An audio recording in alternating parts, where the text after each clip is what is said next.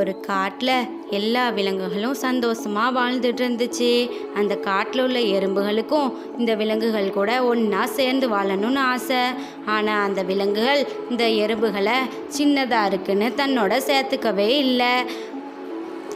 அப்போது அந்த காட்டுக்கு ஒரு நாள் யானை வந்தது. அந்த யானையை வரவேற்கிறதுக்காக எல்லா விலங்குகளும் சென்றுச்சு. அப்போது அந்த யானை, இனி இந்த காட்டுக்கே நான் தான் ராஜா, என்னுடைய பேச்சை தான் எல்லாரும் கேட்கணும் அப்படின்னு சொல்லி எல்லா விலங்குகளையும் அடிமைப்படுத்த ஆரம்பிச்சிட்டு, அப்போ எல்லா விலங்குகளும் ஒன்று கூடி இந்த யானையுடைய தொந்தரவு தாங்க முடியலை, இந்த யானையை எப்படியாச்சும் விரட்டணும் அப்படின்னு பேசிகிட்டு இருந்துச்சு. அதை கேட்ட ஒரு எறும்பு, எங்களால் அந்த யானையை விரட்ட முடியும் அப்படின்னு சொல்லுச்சு. அப்போ எல்லா விலங்குகளும், எங்களாலேயே இந்த யானையை விரட்ட முடியலை, இவ்வளோ சிறிய நீங்கள் எப்படி விரட்டுவீங்க அப்படின்னு கேட்டுச்சு. அப்போ அந்த எறும்பு சொல்லிச்சு, எங்களால் அந்த யானையை விரட்ட முடியும், அப்படி நாங்கள் இந்த யானையை விரட்டினா நீங்கள் உங்களோட எங்களை சேர்த்துப்பீங்களா அப்படின்னு கேட்டுச்சு.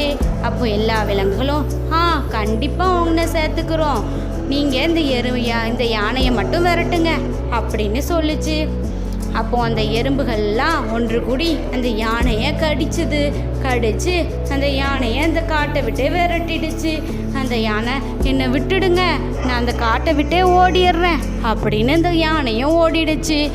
அப்போது அந்த எல்லா விலங்குகளும் இந்த எறும்புகளை பார்த்து, நீங்கள் சிறியதாக இருந்தாலும் இந்த யானையே விரட்டிட்டீங்க, சிறு துரும்பும் பல்குத்த உதவும் அப்படின்னு சொல்லி இந்த எறும்புகளை சேர்த்துக்கிட்டு எல்லாரும் ஒன்றா சந்தோஷமாக வாழ்ந்தாங்க.